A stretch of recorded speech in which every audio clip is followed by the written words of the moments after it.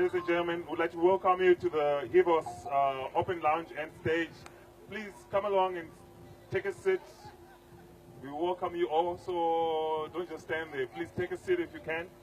Right now we've got Mbira in the park, serenading you with Zimbabwe's very original music. Over to you, Mbira in the park.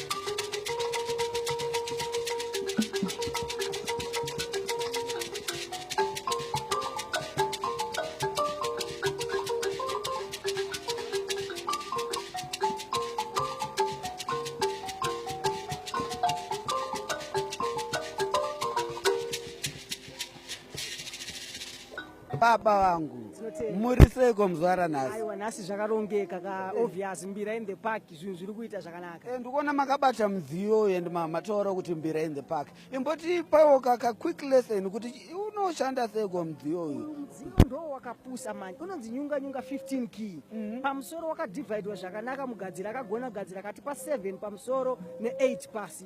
Zvino zvereva kuti 8 pasi ndo dzatinoconcentrate nadzo kana tichiri vashoma nekuti tinoita number shoma nekuti ma numbers munoziva anonetsa zvikuru sei. Saka ndoshandisa number notation kubva 1 2 3 4 1 2 3 4. saka okay inobva yabhalansa kuti Inobva 4 uku yabhalansa 4 4 uku uku 4. osa inotangira tinoverenga tichibva kunze tichipinda mukati saka takadai takuchiti 1 2 3 4 1 2 apa 3 2 handikuridza todzoka pamba patinoti pahome tovisit again pamba toenda imbotiroverewo kana ka1 chuni katingangoziva muchishandisana 1 2 3 4 mudhara mapfeka manyatera mafungepise mune mari wamudhara mapfeka manyatera mafungepise mune mari changamire uyawone goto rine wema uchariona goto changamire uyawone goto rine wema uchariona waiho